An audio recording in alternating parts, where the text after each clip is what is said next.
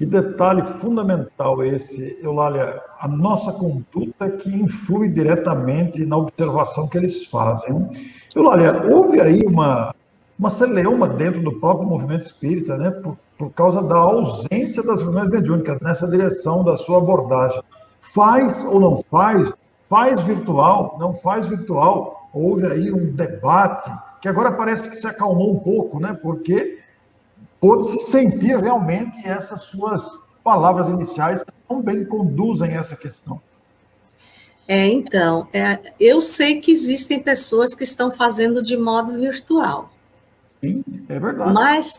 Mas assim, se para o exercício mediúnico com a participação do físico do médium presente na casa espírita, porque nós podemos estar presentes na casa espírita, convocados pela espiritualidade, agora não mais porque fomos com as próprias pernas, porque achamos que movidos de boa vontade lá estaríamos, agora nós somos convocados e toda uma equipe espiritual nos auxilia nesse desprendimento, porém, não conta só mais a boa vontade, agora o esforço que estamos fazendo para domar as más inclinações.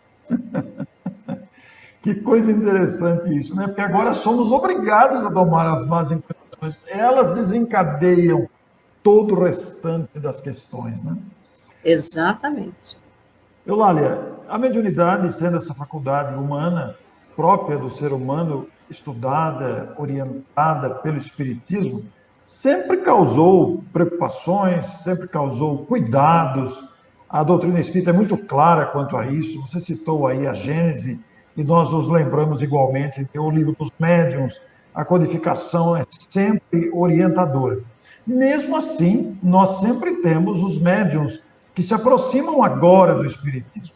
Médiuns novatos, a todo instante estão surgindo pessoas com manifestações mediúnicas ainda descontroladas, necessitadas de orientação, e isso não deixou de acontecer durante a pandemia. E o que você tem visto das orientações, do papel do Centro Espírita nesse momento em que estão com as atividades suspensas? Graças a Deus, nós temos visto o empenho de muitos companheiros em manter tarefas online de condução de estudo, de reflexões espíritas. Isso vem de encontro ao que o benfeitor Emmanuel nos propõe no livro Consolador, exatamente na pergunta 387, quando ele diz qual é a maior necessidade do médium.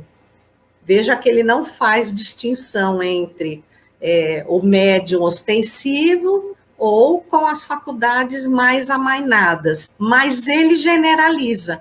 A primeira necessidade do médium, antes da abordagem a qualquer tarefa espírita, é evangelizar-se. Emmanuel. Então, ele já nos diz, porque não é entre aspas, o receber espíritos que afasta as condições de perturbação atreladas à nossa condição moral e não à nossa condição mediúnica.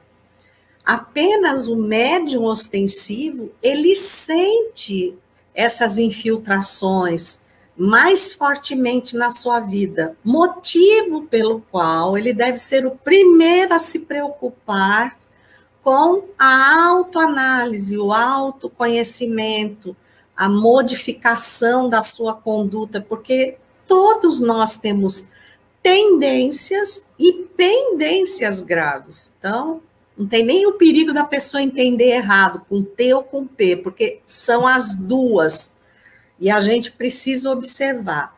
E o próprio Emmanuel ainda vem nos falar, no Seara dos Médiuns, exatamente, eu até estava procurando aqui o capítulo, a mensagem intitulada Médiuns, que os médiuns, na sua grande generalidade, são espíritos altamente devedores, aqueles que contrariaram as leis divinas.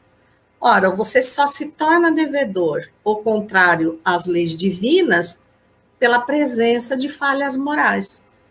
Então, quando a gente diz assim, uma palavra arrebata, mas uma imagem convence, obviamente, a imagem da minha conduta, do meu esforço, convence os espíritos muito mais do que o meu discurso inflamado e vazio frente à utilidade dele para mim, em primeiro lugar, né?